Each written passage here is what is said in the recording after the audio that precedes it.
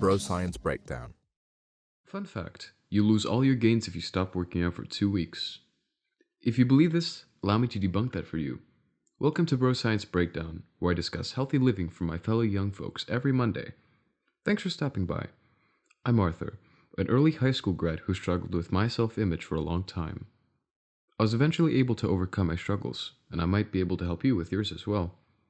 So, if you're around 18, then you've come to the right place. This is episode 7, and today, I'll discuss what happens if you stop working out for a whole month. Spoiler alert, you'll notice a few changes, to say the least. And let me tell you, none of them involve you getting magically shredded. But don't sweat it, life happens. If you'd like, I can go more in-depth about any topic mentioned in this episode. Just give me the word. But before we get talking about the effects of not working out for a whole month, let's start with not working out for a day.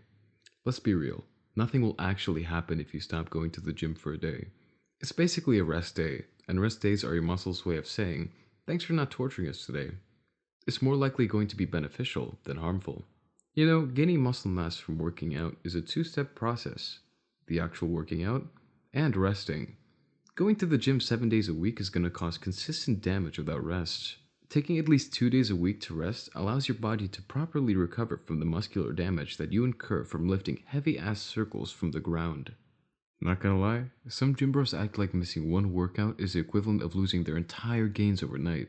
You'll hear them say stuff like, "Yo, I skipped chest day yesterday. Do I look small?" Relax bro, you're fine. Drink a protein shake and be on your way. Then there's not working out for 3 days. If you take 3 consecutive days off from working out, then there'll be noticeable changes in your workout quality. They may be minor in the grand scheme of things, but you will notice. First, you'll see that you'll have less energy while you work out, and that's because you have less glycogen. Glycogen is a type of complex carb that your body uses as energy and is heavily relied upon when working out. After an exercise session, your body's production of glycogen is increased to account for future workouts. However, skipping a workout for 3 days slows down this process, which means you'll have less glycogen to rely on when working out. Well, that's what I thought at first. It seems kinda obvious that if you consistently work out 3 to 5 times a week, your glycogen would lower because your body is used to the workout schedule. However, it turns out that taking 3 days off might not only have little to no effect on your glycogen stores, and might even replenish them. After depleting, it takes 24 to 48 hours to fully restore the stored glycogen you spent in the workout. Anyways, that's all to say that you'll be fine energy-wise if you stop working out for 3 days, even with a long snap streak of a workout schedule. But of course that assumes you eat enough carbs. Then you might notice a slight decrease in strength. But even if you notice it, you'll probably be lifting 5 pounds maximum below your working weight for stuff like bench. To be honest, taking 3 days off almost does nothing to your strength. However, there are the mental effects. Some people might feel refreshed after taking a 3-day break from going to the gym and will be even more motivated. I can see the perspective, as such a break might make you feel less burnt out. However, I think that most people will not feel as motivated. I mean, if something unexpected forces you to skip your gym routine, you might feel bad after skipping a few workouts. Personally, I get a little upset when my schedule is derailed from something unexpected, so taking that long off is definitely frustrating. But does it prevent me from continuing? Hell no. In fact, I still go as if I haven't left. That's because I know that continuing like that allows me to maintain the momentum I had before the break. I highly suggest incorporating such a mindset because I see way too many people relying solely on motivation. So in short, not much happens if you skip the gym for 3 days. Alright, let's move on to what happens if you ghost the gym for a week. This is where things get mildly noticeable, kind of like when your phone battery drops from 100% to 90%. There are a lot of reasons for taking such a break. Maybe you went on a vacation with your family. Maybe you caught the cold and you were knocked out for a week. Maybe you have a week-long hangover somehow. Whatever the case, you might be worrying that you'll lose a good amount of strength after returning to your regularly scheduled workouts. However, there's not much that you physically lose from skipping the gym for a week. Research has shown time and time again that it takes a minimum of 3 weeks for the body to lose muscle size and strength to a noticeable degree. You might feel weaker, though that's just because your neuromuscular efficiency, or the communication between the nervous system and the muscles, was not used for a week. It's temporary though, and you can easily recover it by just continuing with your schedule like nothing happened. I'm not sure if you can tell, but taking a week off from working out is definitely a little longer than taking a couple days off. This is where the point your mind starts messing with you. From what I've heard from a couple of friends, the motivation to continue working out begins to exponentially drop from here. And it makes sense. Imagine skipping a few days from the gym. It's a slight inconvenience, though it's not that noticeable. It's like taking a few consecutive rest days. A week, however, is a little different. It's like when you use all your sick days at work, knowing you have to face the music when you return. It throws off your schedule even more, which makes it even harder to get back on track. At least there's a silver lining though. A planned week-long break might be the solution to hitting a plateau in your training. Now when I mean plateau, I'm talking about pushing the same weight for a while without being able to progressively overload.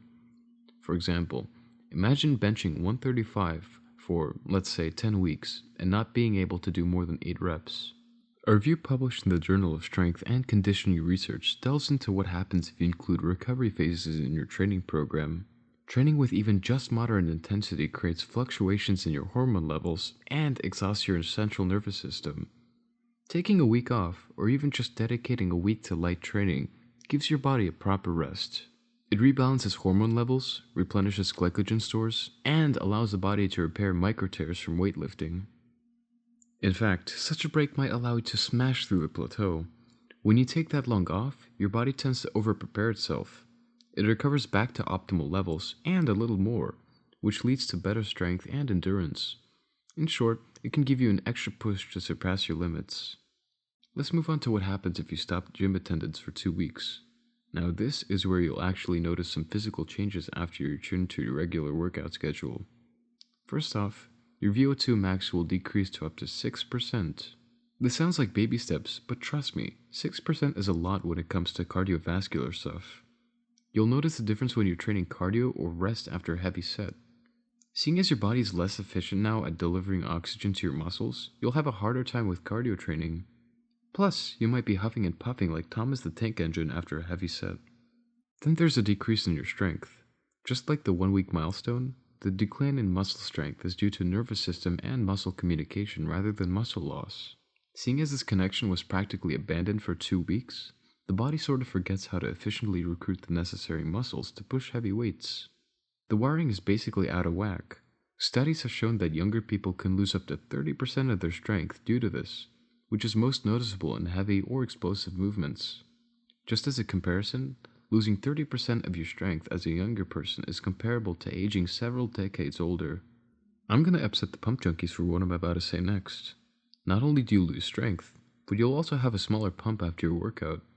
This is because glycogen stores in the muscles have decreased, leading to an appearance of smaller muscles. So you're basically left feeling weaker and looking weaker. Translation? You're gonna look small, bro. But don't worry too much, because the recovery time isn't too bad. After 2 to 3 gym sessions, your muscular coordination will improve to a good degree, and will probably be back to normal after a week or 2 of regular training. Guess what'll also change? Your metabolism. Yeah, after 2 weeks of not training, you're going to require less calories compared to when you were training.